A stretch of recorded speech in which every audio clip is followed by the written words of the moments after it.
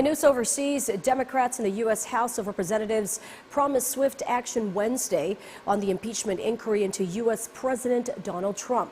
But congressional Republicans said the White House release of a memo of Trump's phone call with Ukrainian President Volodymyr Zelensky only revealed the political motivations of the investigations.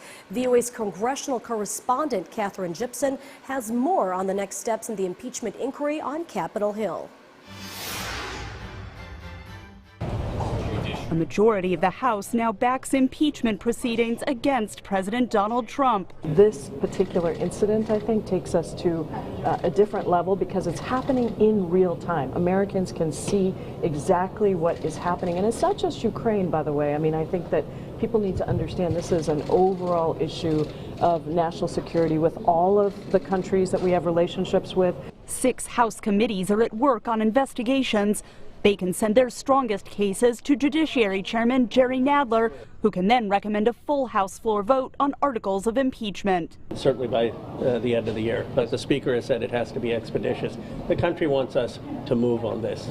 Pelosi's announcement prompted Trump to say she had lost her way. Nancy Pelosi, as far as I'm concerned, unfortunately, she's no longer the Speaker of the House. The White House release of the summary of the phone call between Trump and Zelensky split Capitol Hill along familiar party lines. If you're looking for a circumstance where the President of the United States was threatening the Ukraine with cutting off aid unless they investigated his political opponent, you would be very disappointed. That does not exist.